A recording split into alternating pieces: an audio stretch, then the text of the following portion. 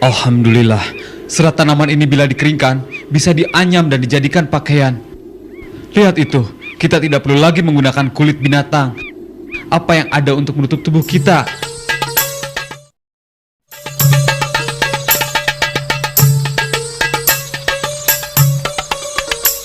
Anakku, perhatikan itu. Itu adalah bintang biduk. Itu bintang sebagai tanda untuk menentukan arah. Lihat itu bintang kejora.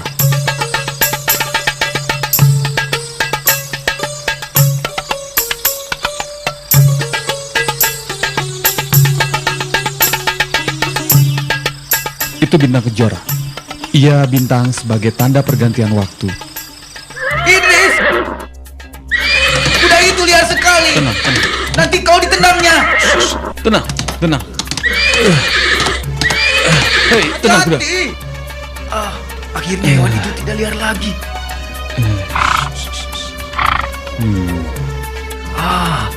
Hebat. Hewan itu jinak. Saudaraku, dengan menjinakkan kuda ini, tentulah banyak manfaat yang bisa diambil darinya. Dengan kuda ini, kita bisa mengangkut tabung-tabung bambu air yang telah kita isi air lebih banyak lagi. Juga meringankan tugas-tugas kita untuk mencari hasil hutan yang lebih jauh tanpa terlalu lelah.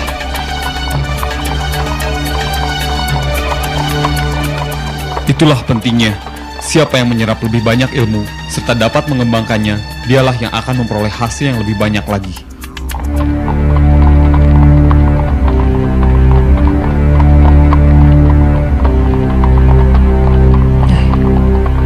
Apa yang sedang mereka lakukan?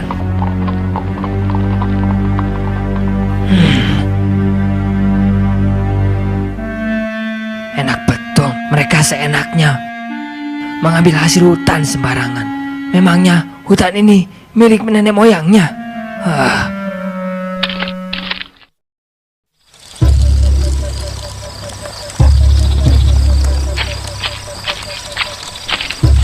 Saudara-saudara, lihatlah perbuatan Idris. Mereka dengan mudahnya membawa hasil alam kita. Kalau kita biarkan, semua alam dan hasilnya akan mereka kuasai. Kaum ini tidak bisa dibiarkan. Kita adalah keturunan Kabil, putra tertua Adam. Jadi, sudah sepantasnya kitalah yang berhak atas semua hasil alam ini daripada mereka. Setuju sekali. Ya. Lalu apa yang harus kita lakukan selanjutnya? Mulai sekarang kita cegah usaha-usaha mereka kalau mereka tetap melakukannya.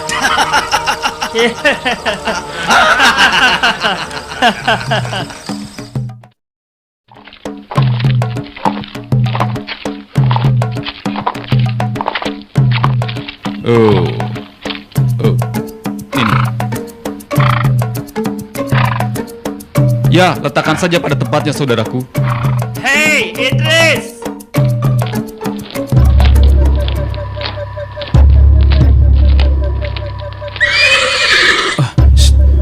Kai, kudaku, kenapa kau panik? Sudah, pergilah ke sana. Pergilah. Hei, Idris! Mulai saat ini, kalian tidak boleh seenaknya lagi mengambil hasil hutan dimanapun di atas bumi ini tanpa sepengetahuan kami. Mengapa begitu? Bukankah itu semua karunia Allah yang diperuntukkan bagi seluruh anak cucu Adam? Baik sekarang maupun masa datang. Benar, tapi kami adalah cucu Kabil, putra tertua Adam. Jadi kamilah yang lebih berhak atas semua ini daripada anak cucu Adam yang lainnya, termasuk kalian. Bukan begitu, teman-teman?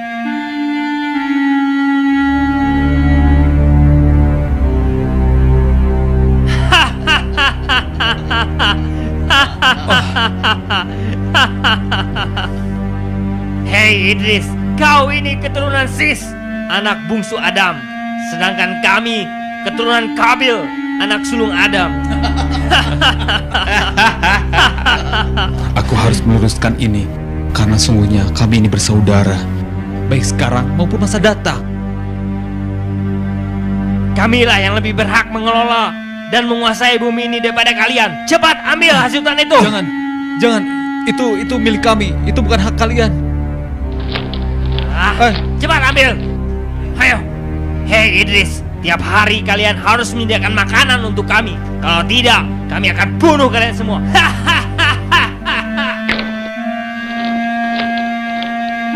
Ya Allah, ampunilah kesalahan mereka. Berilah mereka kesadaran. Dan turunkanlah kepada kami petunjuk-Mu. Apa yang harus kami perbuat, ya Allah. Ampunilah. Wahai saudaraku. Idris. Saudaraku sekalian, berhentilah berbuat munkar, karena itu adalah jalan yang sangat sesat. Kembalilah ke jalan Allah dengan mematuhi syariat yang diajarkan oleh Adam dan Sis. Hei Idris, hentikan ocehanmu itu. Bicaramu ngawur. Kami keturunan Kabil. Kami tidak mau lagi mematuhi ajaran Adam dan Sis. Apalagi harus mematuhi ocehanmu. Cuy, ya kau dari sini. Janganlah kau campur urusan kami lagi. Ayo cepat pergi dari sini. Kalau tidak, kubunuh kau. Dasar manusia tak tahu diri. Hah, cuy. Kaumku, aku adalah utusan Allah. Persetan dengan semua itu. Ingat, jangan coba-coba kau mengganggu kemauan kami kalau kau masih sayang nyawamu. Kecuali kau punya banyak nyawa. Hati-hatilah. Ingat pembalasan kami.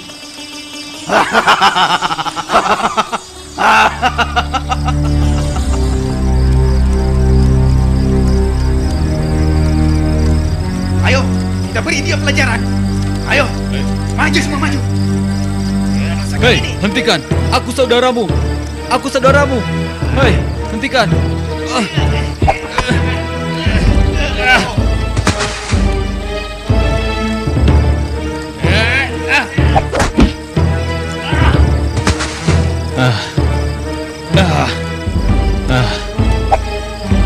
Sadarlah kalian. Sadarlah saudaraku.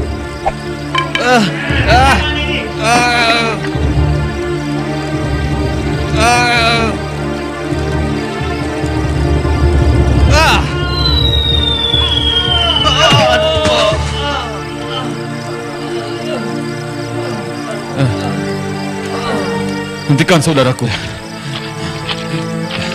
Dengar, sudah kuingatkan pada kalian, tetapi kalian tetap membangkang. Apabila kalian tetap membangkang atau melakukannya, maka kami akan perangi kalian.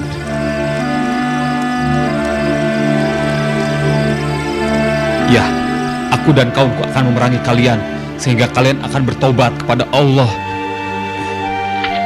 Assalamualaikum.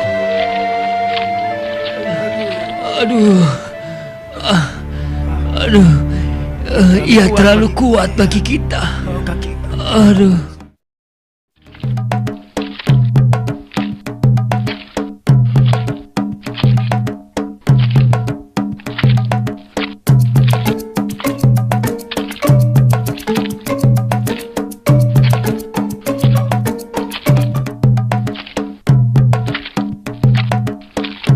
Itu Nabi Idris, ayo kita temui beliau.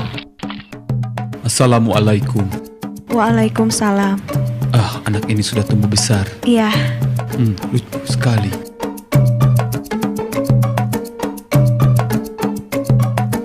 Allahu Akbar. Allahu Akbar.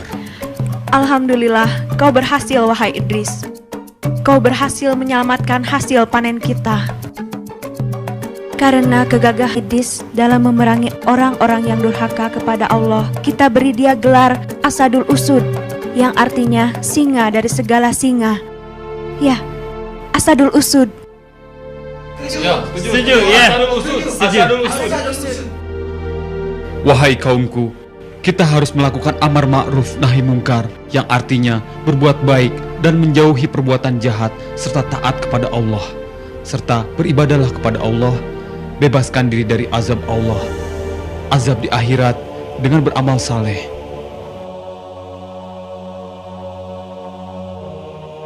Serta beribadahlah kepada Allah. Bebaskan diri dari azab Allah, baik di akhirat maupun di dunia. Dengan beramal saleh, hiduplah sederhana di dunia ini, dan berlakulah adil terhadap sesama manusia. Betul. Ya, betul. Betul sekali, benar. Aku setuju. Ya. Bagaimana kalau mereka datang dan menyerang kita lagi, wahai Nabi? Apa yang harus kita lakukan? Apa yang harus kita perbuat kalau mereka menyerang nanti? Ya, tubuh mereka besar-besar dan kasar.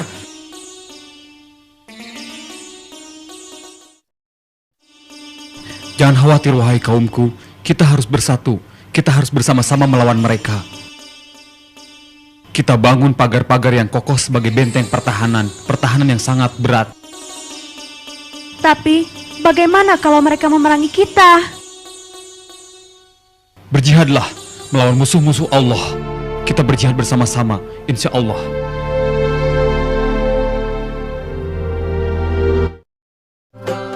Akhirnya peperangan pun terjadi.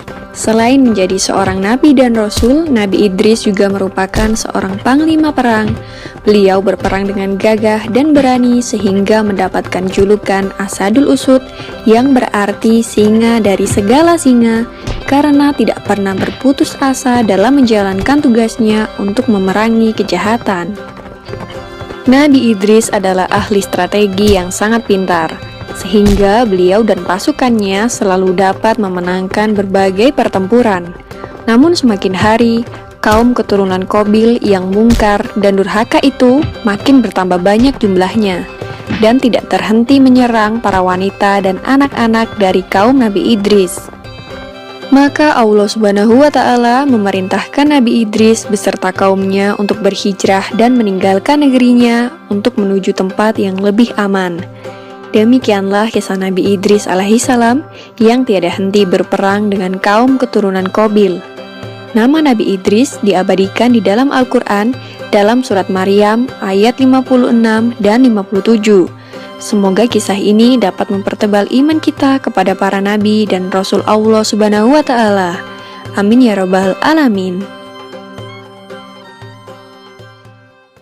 Yang diangkat ke langit selain Nabi Isa alaihissalam.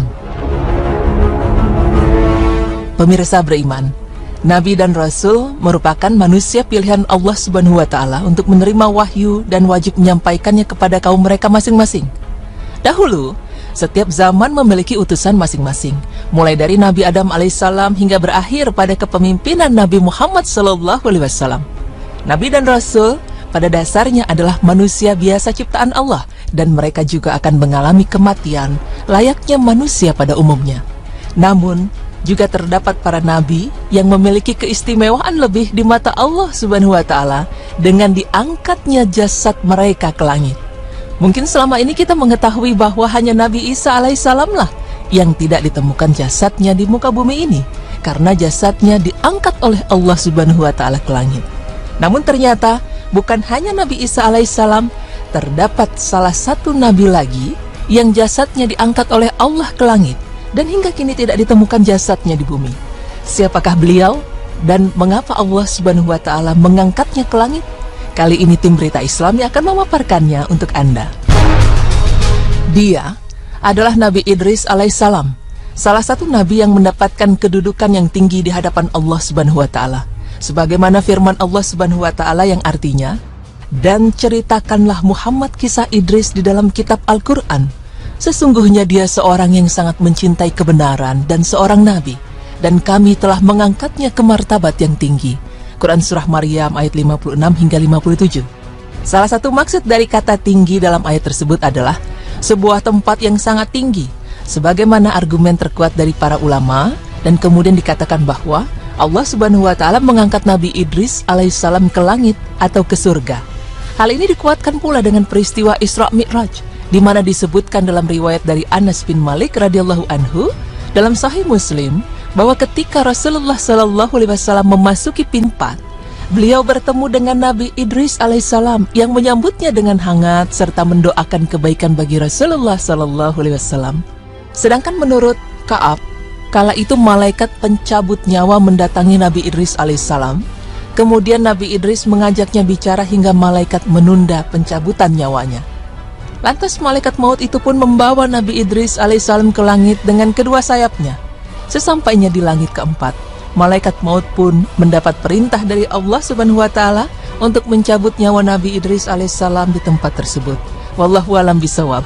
Terlepas dari bagaimana kisah Nabi Idris alaihissalam diangkat ke langit, terdapat hal yang perlu kita pertanyakan, yaitu mengapa Nabi Idris alaihissalam diangkat jasadnya ke langit, namun tidak melalui kematian dengan didapati jasadnya dan dikubur seperti halnya para nabi dan rasul yang lain.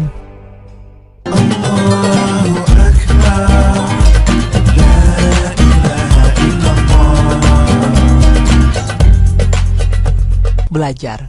Nama aslinya adalah Ahnuh, yaitu seorang rasul yang pertama kali diberikan tugas untuk menyampaikan risalah kepada kaumnya, dan dia adalah Nabi Allah ketiga setelah Nabi Adam dan Syed alaihissalam. Nabi Idris alaihissalam adalah seorang nabi yang Allah puji akan sifat pembenaran yang sempurna, mempunyai ilmu yang sempurna, keyakinan yang kokoh, penyabar, dan banyaknya amal soleh. Dan dalam sebuah firman Allah Subhanahu wa taala juga dikatakan bahwa, dan ingatlah kisah Nabi Ismail, Nabi Idris, Nabi Zulkifli, mereka termasuk orang-orang yang sabar. Quran Surah Al-Anbiya ayat 85. Bukan hanya itu, para sejarawan kuno dan ahli sejarah para nabi menyebutkan bahwa Nabi Idris alaihissalam dianugerahi kepandaian dalam berbagai disiplin ilmu dan kemahiran serta kemampuan untuk menciptakan alat-alat untuk mempermudah pekerjaan manusia. Dalam beberapa kisah dikatakan bahwa Idris sebagai nabi pertama yang mengenal tulisan. Ia juga menguasai berbagai bahasa, ilmu perhitungan, ilmu alam, astronomi, dan lain sebagainya. Dan menurut Ibnu Ishaq, Nabi Idris adalah orang yang pertama kali menulis dengan pena, menjahit baju dari kain, dan memakainya. Pemirsa beriman, tidak heran jika Allah Subhanahu wa taala memberikan martabat yang tinggi pada Nabi Idris alaihissalam, karena hal ini juga dilandasi dari keistimewaan yang terdapat pada diri Nabi Idris alaihissalam sendiri. Semoga informasi ini dapat bermanfaat bagi kita semua dan dapat menambah wawasan kita tentang sejarah dunia Islam. Amin. Alaihissalam adalah seorang nabi yang Allah puji akan sifat pembenaran yang sempurna, mempunyai ilmu yang sempurna, keyakinan yang kokoh, penyabar, dan banyaknya amal soleh. Dan dalam sebuah firman Allah Subhanahu wa taala juga dikatakan bahwa, dan ingatlah kisah Nabi Ismail, Nabi Idris, Nabi Zulkifli, mereka termasuk orang-orang yang sabar. Quran Surah Al-Anbiya ayat 85. Bukan hanya itu, para sejarawan kuno dan ahli sejarah para nabi menyebutkan bahwa Nabi Idris alaihissalam dianugerahi kepandaian dalam berbagai disiplin ilmu dan kemahiran serta kemampuan untuk menciptakan alat-alat untuk mempermudah pekerjaan manusia. Dalam beberapa kisah dikatakan bahwa Idris sebagai nabi pertama yang mengenal tulisan. Ia juga menguasai berbagai bahasa, ilmu perhitungan, ilmu alam, astronomi, dan lain sebagainya. Dan menurut Ibnu Ishaq, Nabi Idris adalah orang yang pertama kali menulis dengan pena, menjahit baju dari kain, dan memakainya. Pemirsa beriman, tidak heran jika Allah Subhanahu wa taala memberikan martabat yang tinggi pada Nabi Idris alaihissalam, karena hal ini juga dilandasi dari keistimewaan yang terdapat pada diri Nabi Idris alaihissalam sendiri. Semoga informasi ini dapat bermanfaat bagi kita semua dan dapat menambah wawasan kita tentang sejarah dunia Islam. Amin.